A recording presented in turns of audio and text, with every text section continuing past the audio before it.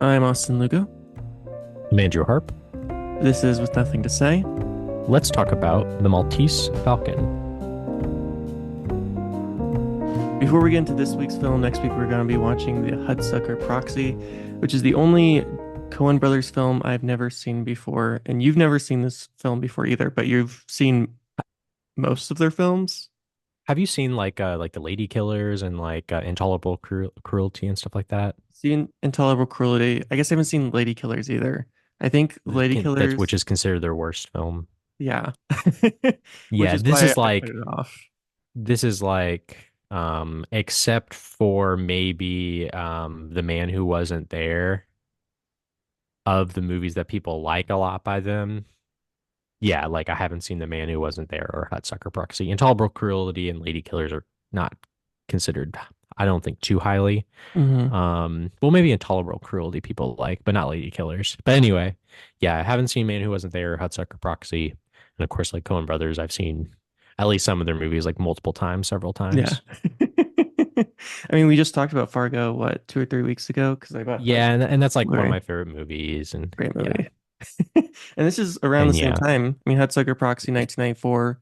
Fargo came out in it's a good 90 point. 96. 96. So it's the film right Yeah, it's a before. good point.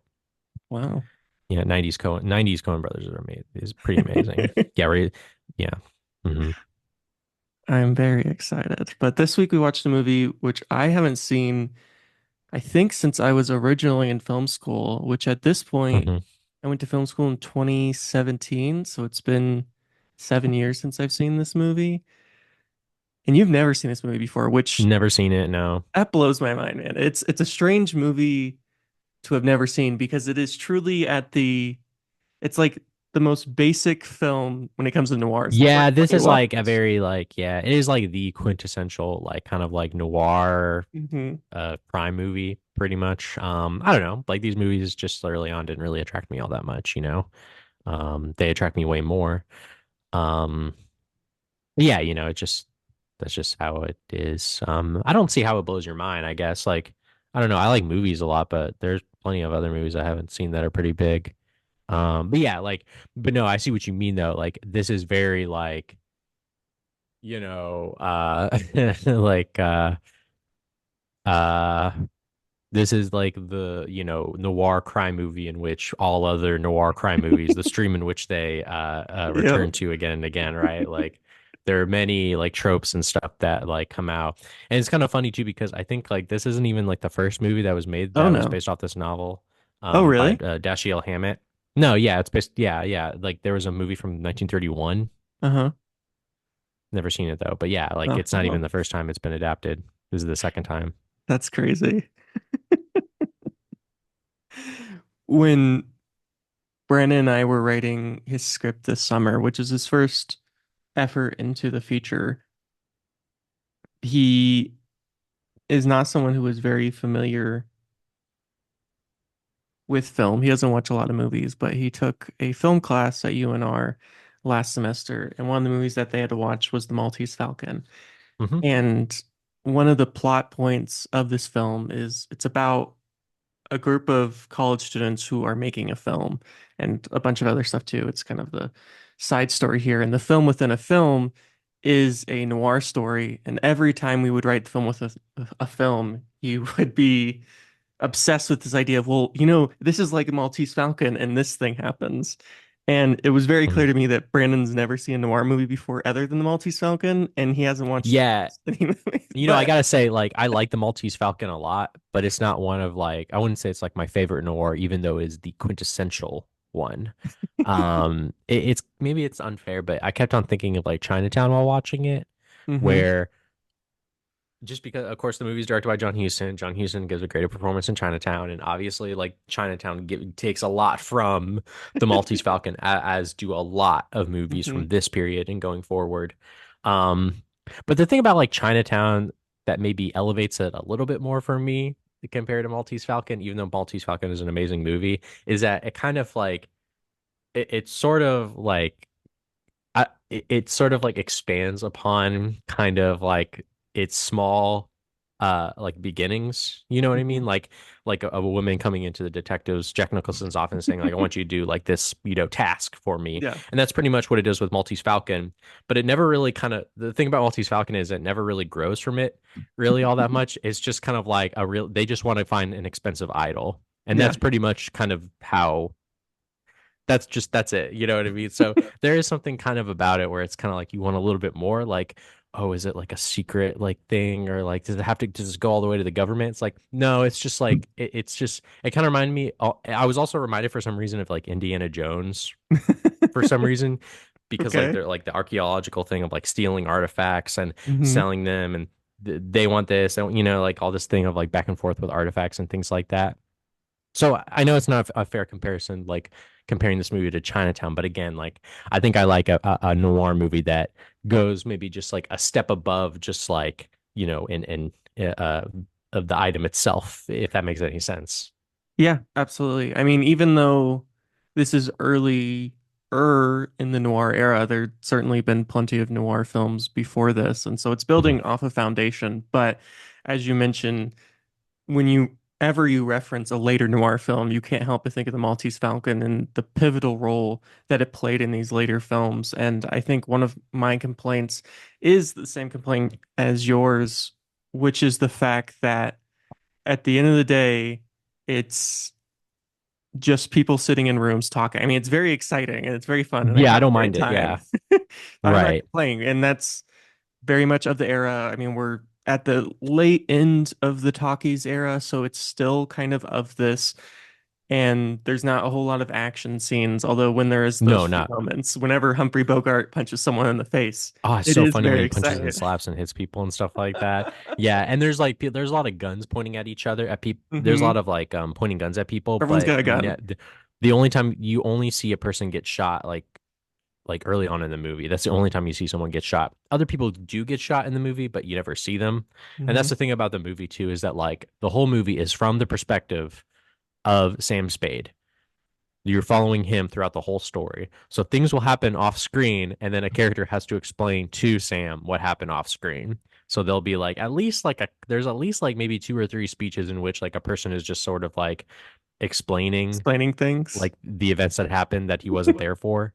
I don't mind that just because that is what it is. And at least like it is like a 1940s noir film. So the writing is like snappy, it's fun, it's like to the point. Like Hmm. it's not boring, I would say. Hmm. But yeah, I mean that is something about the film that is very clear when you watch it. But that's okay. But again, I'm not even complaining because the movie is like an ironclad, amazing, iconic film. Complaining about it feels a little wrong. There is something a little icky almost about complaining about this movie because there's just so much of it that everything else is built off of. And gosh, I was going to say I was thinking about something as you were talking, and I was gonna bounce off of what you were talking about, but now I'm drawing a bit of a blank It's fine. about what I was going to say, and it's driving me a little. Maybe it was about Humphrey Bogart. He's good. Oh, I okay. I got it. It's come back to me. What I was going to say is this is something that I often find very frustrating in the modern noirs or noirs of a lot of eras. They still And make noirs. they're still out there. They're still making noirs When? Where? I don't know what you're talking. Can you give me an example? of a modern noir. Like Yeah. how modern? Like a movie that came out in the past like 5 or 10 years. I mean, I would consider the TV show. Oh gosh, what is it called? I just watched it on Netflix not too long ago. It had Benedict Damn. Cumberbatch in it, and When you say modern, do you mean just like in the 20th century too, like 80s or 90s or 70s or whatever? Is that what yeah, you mean? anything Okay, that that's fine. That's fine. Okay, yeah, okay. Gotcha. Yeah, anything of yeah, that yeah. era. I feel you. Yeah. Okay. But Okay. I was Yeah. thinking specifically because I recently watched a show, a noir show that I'm blanking on the name of at the moment. It's named after he's Benedict Cumberbatch is like a puppeteer and his kid goes missing and he goes on this mission to try to find his kid. And The fuck? I don't know why I I can't don't know remember the what name that of the is. show, but it was a Netflix original, came out pretty recently. And Oh, okay. the problem with this show, which I think it's shot on film, so it has this real nice grain to it. It looks really good. Benedict Cumberbatch is great, a lot of great performances, great writing, great storytelling. But the problem with that and a lot of noirs, more modern noirs, anything 80s, 90s past, is they have this tendency to want to jump from perspective to perspective and show all these different things that are happening, which Yeah, is it can get, yeah. it's fine, and I'm not complaining from Hmm. the aspect of it's confusing or I don't understand what's going on. Yeah, My problem is you lose that sort of detective mentality that made noir great. exactly. Like with Humphrey Bogart, you don't know what's Hmm. happening unless he is told. So Yeah. Or you're in that Jack same Nicholson in space. Chinatown. You're Exactly. exploring when you're going from the perspective of, Jack Nicholson or Humphrey Bogart in either of these movies we're talking about, like you're kind of like exploring the mystery and learning about like what's going on, as he is, right? Like Hmm. you're in his perspective. So that's kind of like the point of the movie. And that's what keeps you holding on. I think I'm going back to this same TV show over and over again because it keeps running in my mind is the kid's lost. They're trying to figure it out. You have no idea what's happening to the kid for the first two episodes. And then by the third episode, you have a whole episode that's just with the kid.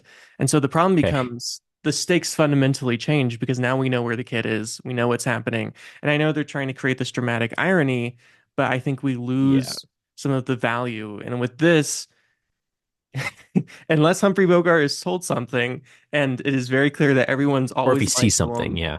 everyone's on their own path. And even Humphrey Bogart Yeah. himself, I mean, this isn't a noir where we have that steamy him talking and the hearing it behind the camera and him saying, "Oh, I met this dame and blah blah blah." I mean, we're only Oh seeing yeah, the there's no bits and narration. That's a pieces. good There's no point. narration at all either, no Yeah, you're voiceover. right. And Hmm. so we don't even know his motives half the time because Yeah, I that's mean, even true. that reveal at the end Hmm. where he knew the whole time that she shot Yeah. his partner. Yeah. I do love the Humphrey Bogart performance, and I love the Sam Spade character. Like I've only seen maybe like a couple Humphrey Bogart performances. I saw Casablanca not too long ago for the first time. Obviously, that's an iconic performance. Yeah. Earlier this week I watched High Sierras, which is like kind of like another Hmm. noir criminal movie. He plays like a criminal in Yeah. that movie. In that movie, he's very kind of like dour and serious, and he's has like kind of like a very like like Yeah. very kind of angry face. And in this movie, I wasn't expecting this. He's so smiley and fun and kind of like playful. He's Like he charming. really is kind of a play. He can still like when it's time to be serious, he'll put on a serious face. But yeah, like you said, he's charming. Like he kind of like he's really smart, and it's a very good, fun, convincing performance. I wasn't expecting. I think when you like look at like the like the title, and I think people's expectations are to assume that like this movie is like really like serious and maybe dour. It's Hmm. like probably one of the more like light noir films I've seen, because there's some that are like really darker than And this, which I maybe twisted. prefer. I maybe Hmm. prefer over that, like Night of the Hunter. That's Yeah. a dark like It's fucking uh, twisted, man. yeah, it's a twisted like movie. And this movie, not really. It kind of feels again kind of like a light, almost kind of like Indiana Jonesy kind of like adventure. Um, and Sam Spade, again, he's charming, he's smart, he's cool. Um, you know, there's a lot of back and forth where he puts one up on them, but they put one over him, right? Like when like in the same scene, right? He like goes up behind that guy and steals his guns. And then he gives him back, and then he's talking with him, and then he drinks, but then it's drugged, and then he like passes out. Right? There's a lot of that Yeah. back and forth going on. And I think that's one of the things people forget when they talk about the Maltese Falcon, which is just how plainly funny this movie is. I think It's of really funny. the first time we meet Peter Lorre, which by the way, Peter Lorre, I think is He's he's one of the greatest actors of the 20th century. I mean, everything you see him in, it's always exciting. Of course, probably his most famous role is M, but he's in Casablanca, in Arsenic and Old yeah, Lace, The Man Who Knew Too Much. It's just incredible performance after incredible performance. Almost always plays this sort of evil character, and he has this. yeah, There's a certain sense to him that just feels serial killer murdery. It's yeah. great. He's able to create it in a way that that no one else really is. And that first time that they meet, he sticks the gun up Yeah. and he's like, "Let me search your office." And then Humphrey Oh, so Bogart funny. immediately knocks him out with one punch. And then they Yeah. go through the whole thing and they have their back and forth. And at the end of the scene, he's like, "Can I have my gun back?" And he's like, "Oh, sure." And then he immediately sticks him up It's like, again. I'm gonna, yeah. Yeah. And I love it too, though, when he does that, like, Sam Spade, the Humphrey Bogart character, he just like laughs. He just kind of like laughs. He's just like, that's really funny. And he just kind of like accepts it. Like, so that's kind of like that's kind of like how the kind of like the movie sort of is, right? It's like even his partner dies early on in the movie, which is like again that's kind of like a trope I feel, right? Like Hmm. the punish like detective or like police officer who had a partner and then he died tragically and then maybe like the mystery is unsolved, and it's kind of like it's racking his brain. Hmm. But he doesn't really seem all that like upset about He it. immediately changes the name on all of the doors. Yeah, he like doesn't really care. And yeah, and of course that kind of like blows up in his face. And he didn't kill him, of course. He had nothing No, really to do with it. But because of the way that he acts about it. Like the police are still kind of like, maybe you did, like, and of it course they're makes him given like very false suspicious. information. Oh It yeah. makes him and of course he's sleeping with his partner's wife, right, and all this stuff, and uh, yeah, he's just kind of like a weird, hilarious, like, despite the fact that the movie is very iconic and recognizable, like that character does feel is a bit of a contradiction, I think. Mhm. And even as an audience member, the first time watching this movie, you have to ask yourself if he did kill his partner because he Right. does have all of the motives. I mean, every classic Yeah. motive you think of in a noir reason for killing someone, he's hit those points and he's so blasé about death in general. Whenever he sees death, he's just like, "Oh yeah, this is what happens. Whatever. People die. Who cares?" He doesn't seem to care at all. And we are left with a lot of unanswered questions at the beginning of the film. Just a lot of, I mean, every time someone is introduced, because there's a lot of characters rolling around at the beginning of the piece, and we're kind of juggling all these different people. We keep getting introduced to this person, that person, and all these people too are also lying. None of them are telling the truth either. So, Right. It's right. Again, it's kind of like this back and forth of like, who's lying about what about, who's lying about what, who's working for who. You have this piece of information, but I have this piece of information. Like, let's trade, let's make a deal. I'm gonna go back on my deal. Like that's kind of like the whole kind of like fun of the movie, of course, is kind of like this back and forth. But again, that Sam Spade character, it's a little unusual, I think. And it's kind of funny though. It's not though that he doesn't have any like principles, I will say, because by mhm, the end of the movie, you kind of like realize what his principles are, right? Like he's not really all that interested in like money or even mhm. like sex. I mean, like he likes both, right? And then throughout the He's a movie, he fan. kind of like does things that, where you're kind of like, and he could just lie and say, to, of course, the woman, I forget her name, O'Shaughnessy or whatever. He O'Shaughnessy. could lie and say that she didn't do anything, but I think I think, as he says at the end of the movie, I think the principle is that like, you killed someone, you ought to be held responsible. Everybody should be held responsible for their crimes that they committed. And that, that kind of, shows at least like some kind of like principality to it, even if he does seem kind of like playful and like you say, glib about, money and sex and, little crimes and stuff like that. But still he's like, you killed someone, like, I don't care that I love you, like you have to be turned in. Yeah, I mean, there's this great moment early on in the film, right after he's stuck up by Peter Lorre. He goes back to O'Shaughnessy and she freaks out because she's like, "Oh, your loyalty can just be bought." He's like, "Well, what have you ever Yeah. offered me other than money? You've never told Yeah. me anything that's true. You refuse to offer me anything other than your money. So why does it matter if I take your money or his money? It's whoever is the highest bidder." And it seems through most of the film that that is his philosophy. He's willing to just go the higher bidder. I mean, he goes from O'Shaughnessy to Peter Lorre to Gutman, the very big man. Yeah, he's awesome. He reminded me of like the John Huston character in Chinatown, Hmm. which I mean, again, that's like a trope, a counterpart, like yeah. The rich guy who's dedicated his life. He has some mysterious amount of money for He's some kind of reason. creepy. He's he's the puppeteer. He's the master behind Right. pulling all of the strings, controlling everyone. He has this strength that no one else can see, and that great first conversation with him where again we talk about the quippiness of the dialogue where it's just Mhm. one word, two words, and it's just back and forth and back and forth. And it's clear that this is the first time that Humphrey Bogart is really challenged in the sense of That's up to true. this point, he kind of always knows what's going on. I mean, I think of that great montage scene where he outruns the guy that's following him, which is a great set of shots where he gets in the taxi and then he goes through like an apartment building and he sneaks out behind. And it's very satisfying to see that ending. But he always seems to have the upper hand whenever he's with the Yep. police officers or with he's with O'Shaughnessy or Peter Lorre. And Yeah. Gutman's the first person that even challenges him a little bit and has to have sort of that pushback, and he's pushing back and forth. Yeah. And of course, he doesn't expect to get Mickeyed, as he That's true. says. That's true. Yeah, yeah, yeah, yeah. Yeah, I like all the scenes where he talks to the cops The cops because are they like great know each other. They like all like know each other and because they one of the suspect cops, him. the lieutenant, completely just despises him. Yeah, he hates him and stuff. Yeah.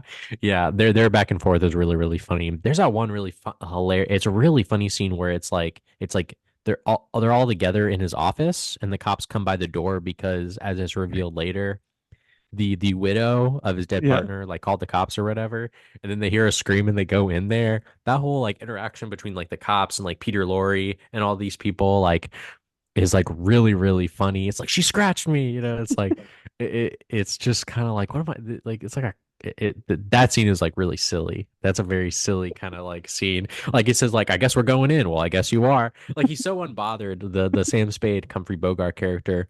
He's so like unbothered and like you said like he's kind of like in control of the situation. So like even when like something like unexpected happens, like Peter Lorre like screams and the cops are like we're going in. He's like okay, like whatever, like I'll he's totally like it's fine, like all right, like it's such a fun great kind of like confident character.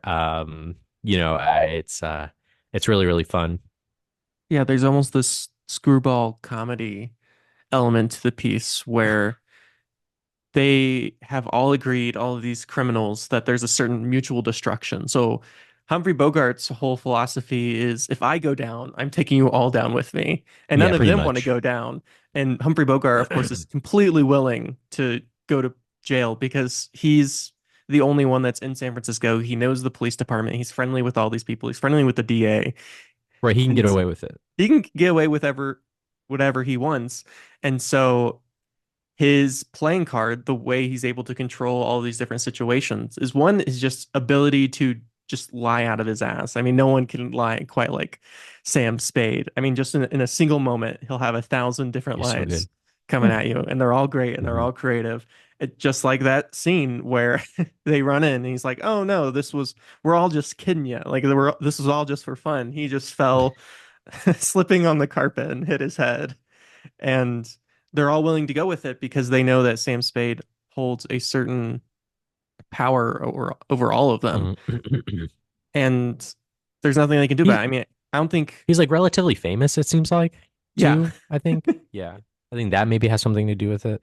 hmm He's like almost a local legend within the Yeah. police department DA. I mean, there's that great scene where he talks to the DA because everyone's trying to pin him for the crime of killing either his partner, but then if not his Right. partner, then Just because killing. it's the most convenient. It's just can like a convenient. It's not even Yeah, that it seems like they don't even like necessarily feel like he did it. They're just kind of like, it's convenient, right? Because like when he has he's like that one there. conversation with the cops, he's like, they kind of insinuate that he had killed his partner, hmm but then Sam Spade, he correctly points out like, you're insinuating that I killed my partner, but earlier you said I had killed the guy that his partner was tailing, Yeah.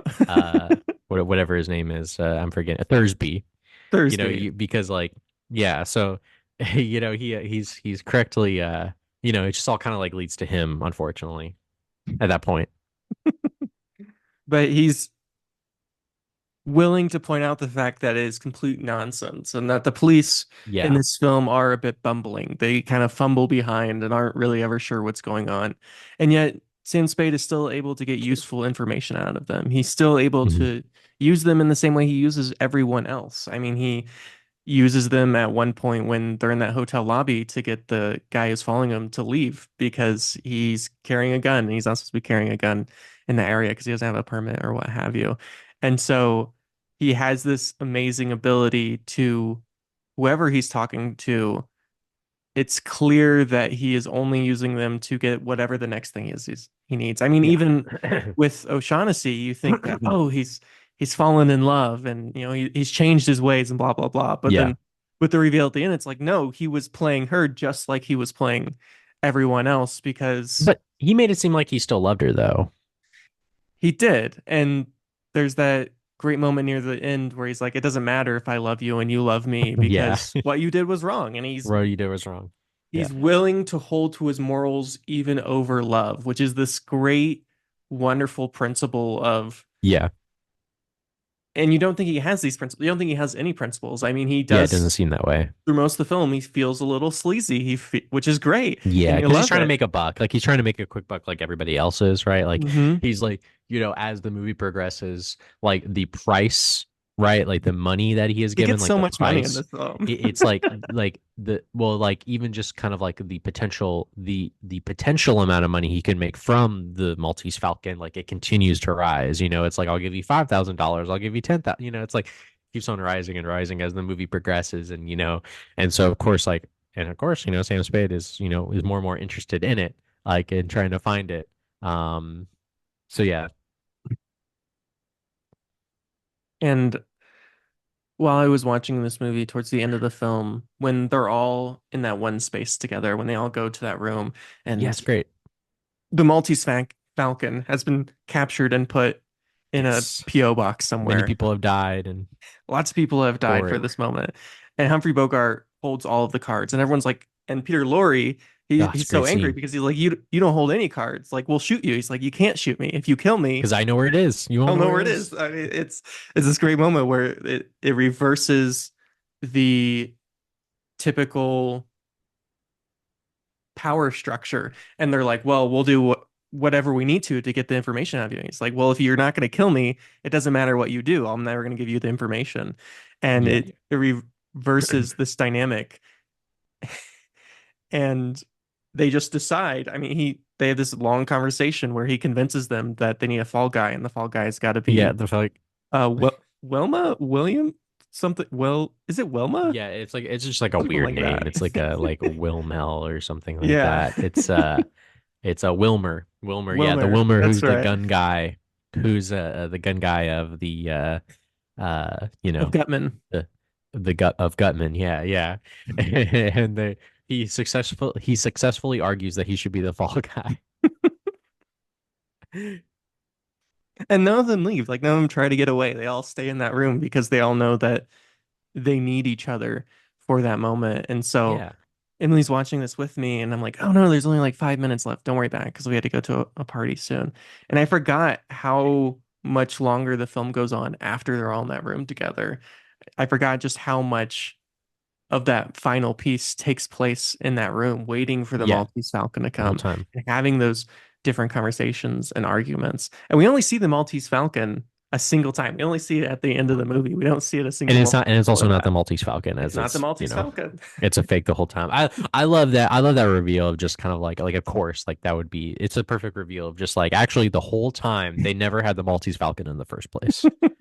So Like it all of never these even deaths were meaningless. it wasn't even in their possession. It was like No, a fake the whole time. No one like I guess like yeah, like the Maltese Falcon that was given to them by like a Russian or something like that or they stolen stole it from is the like Russian. is not real at all.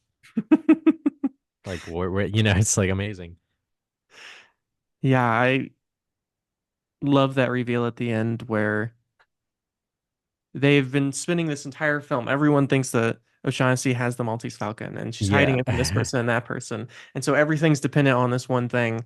And then when you have the reveal at the end that no, this isn't the Maltese Falcon, this is a fake, of course you have Peter Lorre who's throwing a fit and is terrified and disgusted. Yeah. And Gutman's just like, well, I've spent 17 years doing this. Time for more. I'll Like, can I'll it's time to continue. go. It's time to go back. Like he's all that stuff just I don't know reminds me of Indiana Jones. And right, he steals the money back from Sam Spade from Humphrey Bogart. And right after he takes his money back, he's like, "You should join us."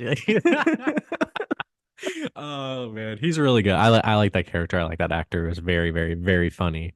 That character again, that feels so like it feels like such a trope again. It just feels Mhm. so like you've seen it a million times, but it's still really good and effective.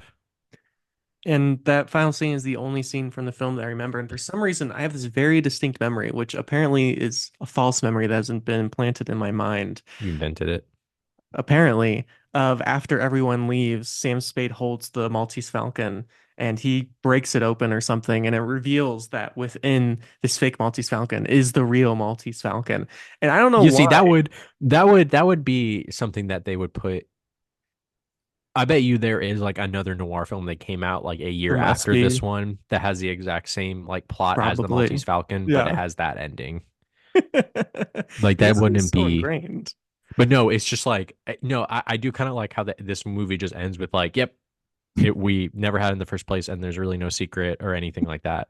This is It's the just stuff dreams are made of.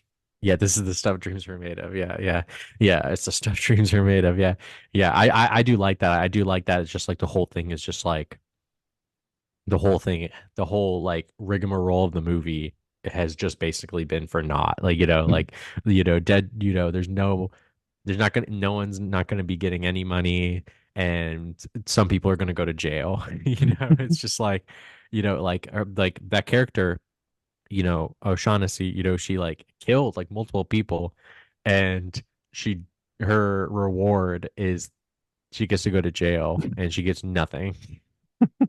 It's just it's just the whole. I do kind of appreciate that ending that doesn't necessarily have like a person winning out ultimately.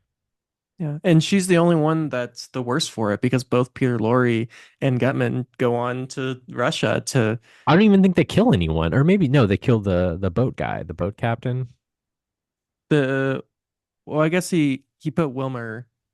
Wilmer's on they're on the hunt for Wilmer too because he's also a murderer. He ran But I away. guess Gutman and Peter Lorre never technically killed anyone, but I mean they were Yeah. definitely involved at I the guess very least.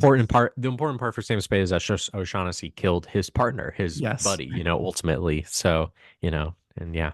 He had to be there for his buddy at the end and he had to do whatever it took. And those great final moments where you see the elevator grates going across and it looks like a Right. prison grates and you see Right. those nice dark shadows on her face that she's just you feel bad for her and him, but you also know that she put herself in this position and Right. she And that deserves character it. is interesting. That character is interesting too because it almost never feels like we really like see her true self when Hmm. Sam Spade is around her. And Sam Spade throughout the movie makes a comment about that, right? He's always because he's so astute, right? And Hmm. he's almost like kind of like superhuman a little bit, but maybe not too bad. Where he's so astute and pointing out the fact that like she's putting on like kind of like an I'm so innocent act. Like he Hmm. points that out again and again and again and again. But then off camera, when she's not around Sam Spade, she's like killing people, she's like doing all this crazy like illegal shit. Um, so it never really so when we as the viewer see her on screen and when she's around Sam Spade, it kind of feels like she's probably acting like she probably is like a completely different person, which is interesting. Yeah, it's an incredible performance, just her ability to immediately shift, even in the middle of the scene, almost like a psychopath, Yeah, where she'll start crying about this, and then suddenly she's happy, and then she's angry. And right. at first, you think that Humphrey Bogart's just a dick. He's just being an asshole. But then when you see her jump from space to space, you're like, oh no, he's right. She is putting on air. She is acting, Yeah, which is this very sort of meta thing going on because she is an actor in a film and she's giving these very big performances. But then at the same time, also within the actual the world of the Maltese Falcon, she's also acting. She's also yeah, creating this illusion of who she is. And as a film viewer, you never see the real O'Shaughnessy until the very end. And even then you have to ask, yeah, is she actually in love with Sam Spade or does she just not yeah. want to Like, get caught? is her whole thing about like loving him like even remotely Yeah. true, Part of you kind of like get thinking like, okay, like maybe she does, but even like Gutman, even he is like he like early, like minutes earlier in the movie, he tells Sam like she'll like sell you out immediately if she feels like Hmm. she's not getting enough money. It's like so I don't know. And I think what's interesting about the Gutman character versus all these other characters is they're all these characters with these two, three, four, five different sides. They're never revealing their Yeah. true selves. But Gutman is perhaps the only one that always lays his cards on the table because he thinks he holds power over everyone else. He is Hmm. completely willing to just tell it straight, to tell it how it is. And there's that great moment near the end where Sam Spade has to hand back the $10,000, and Gutman goes, "Oh, actually, there's only 9,000 here. One of the bills have been stolen by O'Shaughnessy." And Humphrey Bogart's like, "No, you palmed it." And he's like, "Yeah, I palmed it." Just immediately accepts it. And then at that last moment, he points a gun at Sam Spade. So he gives back most of the money, nine of the $10,000. And then he goes, "Do you want to join us on our mission to steal the Maltese Falcon?" He's like, "No, I don't want to do that. No." It's great. I love it. Yeah. Yeah. Yeah, again, that central like again Humphrey Bogart character is just it just rocks, It's just so uh it's such a blast to like be with him. Um and again, I was just kind of surprised like he's such a smiley fun character. And how he's able to kind of like but he's so in control too. I don't know, it's so I don't know, it really makes the movie worth watching. Um and again, I guess like my criticism of the movie is that again like there are other noir movies that I feel like are a little bit more darker and violent or more and that feel a little bit more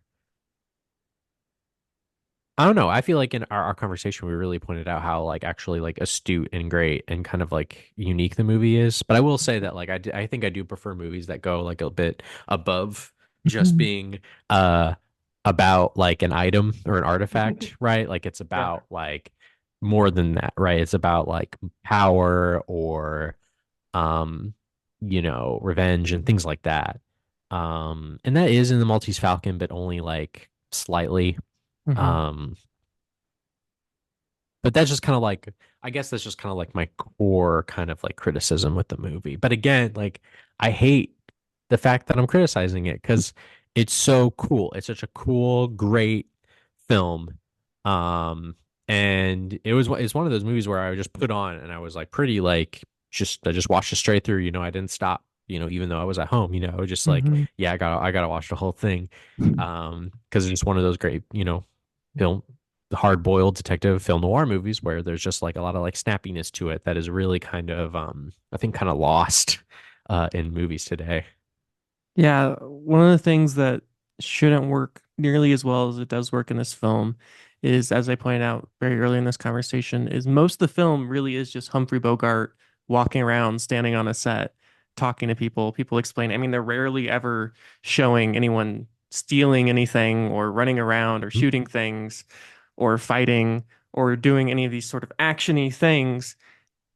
And yet you don't seem to really care as a viewer. You don't see, I think just the dialogue is so snappy and things are moving so quickly, and there's so many elements to this that even though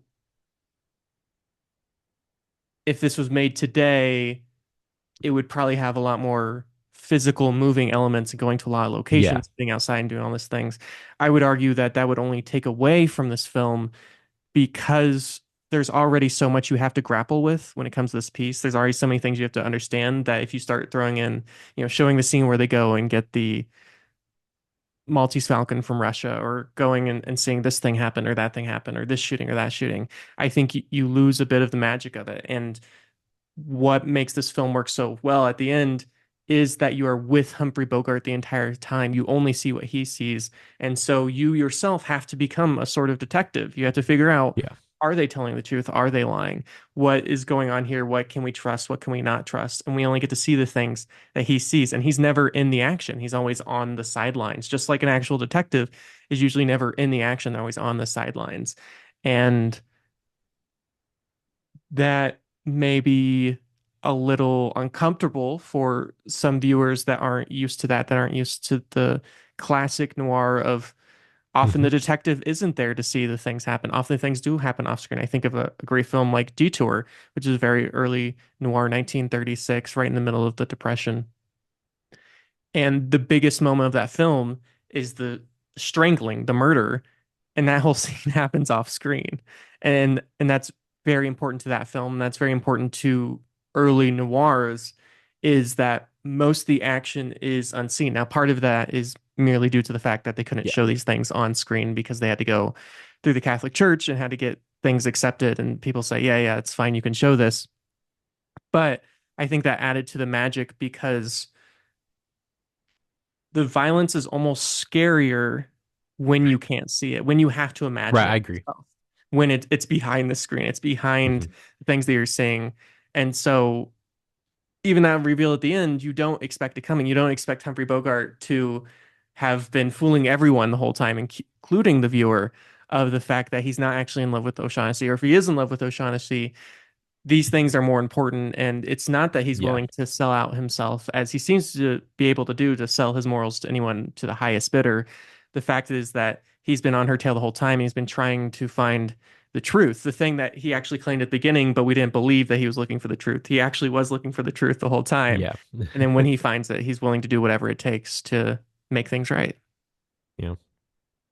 I'm just now realizing too that this is like John Huston's like first like feature film that he directed and wrote. Isn't that crazy?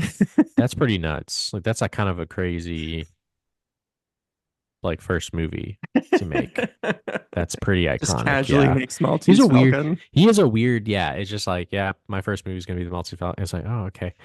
Well, all right. It's like, how can you even like, and he has such a weird career. He made a lot of noir, obviously, but he made Mhm. like musicals and like film and like literature adaptations like Wise Blood and Moby Dick, and then he directed like the Annie musical from 1982. Like, Yeah. kind of has like a weird career. Um, yeah, but yeah, again, that's just crazy that that was his first movie. I didn't even like really realize that. Yeah, I've seen actually a lot more John Huston stuff that I've seen. I've seen The Treasure of the Sierra Madre, Annie, The African Queen, Asphalt Jungle, The Misfits, Key Largo. I just I just know this movie. I haven't seen any of his stuff. Never really like Really, dug in, but I mean I ought to, but I heard Fat City's really good, haven't seen People this. really like Fat City. Well, what's interesting, well, so I'm still reading Blonde, the fictionalized biography of Marilyn Monroe, which is taking forever because it's 1,200 pages. Great, Joyce Carol, it's amazing. But Marilyn Monroe's first and last film are both John Huston films. Her first film, The Right. Asphalt Jungle, she was 19 years old, and her last film, The Misfits. And so it's interesting to see Hmm. the two ends of the Marilyn Monroe character. And there's Hmm. a very big difference if you watch The Asphalt Jungle and The Misfits of her as an actor. And of course, she's a very iconic actor, or even more Yeah. iconic as a figure, almost this characterization of an actual person. And so to be on both ends of that is really interesting. And the role that she plays in her first film, Asphalt Jungle, is the classic Monroe, very seductive, but also a little crazy.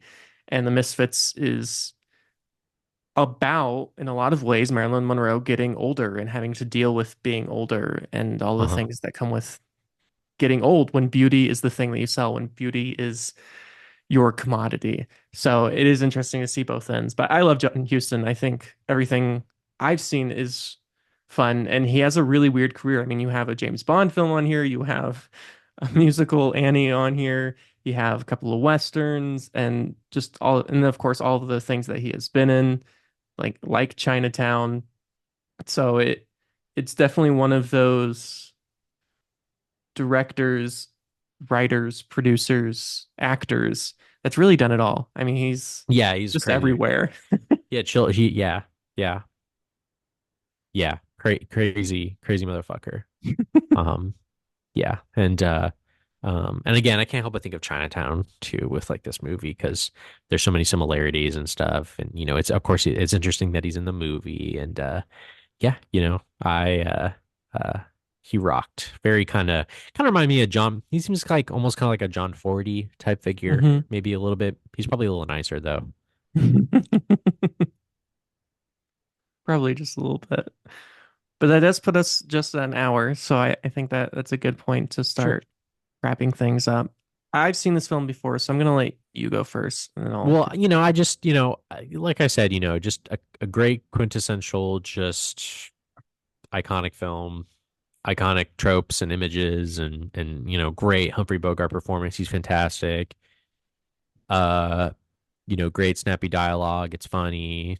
Uh, just an iconic noir film. Again, like I think just like I have like my preferences and they're just my preferences, of course. But of course, there's nothing I could take away from like it's iconic status. And it's still like a great, entertaining, fun movie that I think anyone could like enjoy, if you just kind of like let it like wash over you.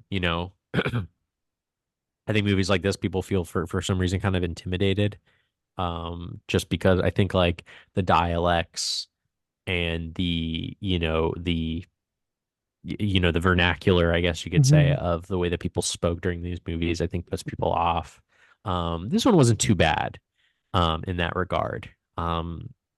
This one was pretty, I think this one was pretty, clear, for the most part. And sometimes like the plots too of these movies can get really in the weeds. You know what I mean? This Yeah, one got pretty in the weeds, but it's still, I don't think it's too bad. You just kind of have to just not do anything else. You just have to watch the movie. yeah, So yeah, I would give it a very, very, very solid 8 out of 10. yeah. I couldn't agree more. This is truly quintessential noir. As I've said before, noir is probably the genre I've seen more than any other genre. If you look at my letterbox stats, the highest genre by far is noir. I mean, it just blows everything else out of the water. And that was because originally, many, many years ago, there was this really large noir collection on Filmstruck, which was the predecessor to the Criterion Channel. And I just devoured it. And there's just something about noir that I love. And one of the things that I think if you're new to noir, I think Maltese Falcon is a great place to start because it is light, it is funny, it is definitely in the weeds, but is not nearly as much in the weeds as Mhm. some other noir films. I think as long as you're willing to give the time and attention to it, you're going to know everything that's going on, which isn't always the case with a noir. Sometimes they are just so convoluted and out there that there's no way you're ever going to understand it. I mean, even Chinatown, which we've talked about quite a bit in this episode, if you're not just 100% there, and even if you are, it's really hard to figure out what's going on in that film. And my only real complaint with the Maltese Falcon is that I wish it was a little bit darker. Some of the noirs that I've seen before and after this film can get really dark and really twisted. And of course, the ending is sad and it's terrible to see O'Shaughnessy be sent to prison, but I think you could go even farther. And perhaps that's more of a question of the source material than really the story itself. But considering that it's the first feature of John Huston is incredible. And Humphrey Bogart is one of those actors that has just this crazy career and story where he started his career in villainy B movies and Yeah.